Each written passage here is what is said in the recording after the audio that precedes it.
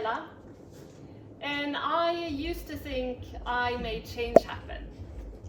I ran trainings where people left inspired and energized with new knowledge, and it really looked like change, and it felt like change, but it wasn't, because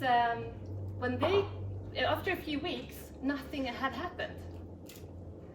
So basically what I did was to send people off with a new awareness, new mindset, and new knowledge, and basically wishing them good luck doing the hard part alone, changing their behavior. Because they came back to the same structures that reinforced the old behavior. And this is like keeping a fire alive in the rain. The spark might be real, but the conditions won't make it last. And when I realized this, I noticed I wasn't alone. So I saw this across lots of different organizations. And even data backs it up. So studies shows that 70 to 90% of learning initiatives fails. And that's a huge waste. And not at all what I signed up for.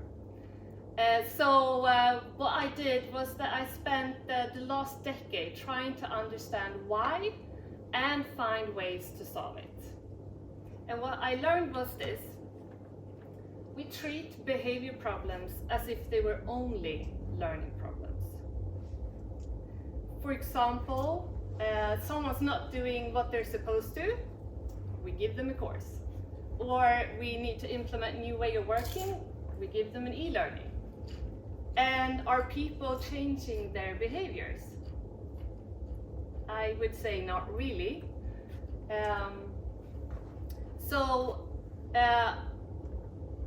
But still, I mean, learning, it really matters, of course. We still need to help people build their motivation and their skills to do the change. But it's just half of the equation. And we tend to forget the other half, which is the structures that either enables change or kills it. It's the processes, the structures, the incentives, the norms around the people. And these are, for example, if a manager follows up, if there's time to practice, or if the actual routines where the behavior will be applied have changed. And it's when you look at the most comprehensive meta-study done to date on behavior change, it shows that when we combine individual and structural factors, then the likelihood for us to reach lasting change increase dramatically. And I think you already know this, but I think it's time for us to have the courage to say no more waste. Because if we keep designing learning in isolation without changing the structures, or at least supporting changing the structures, we are part of the problem. And so I believe this is our shift. And that means making it clear for others that we are not just transferring knowledge, but we are here to also design for change. And I also believe it's about reshaping how we see ourselves and how others see us. That we are not just designers of learning, but we are also architects of behaviors.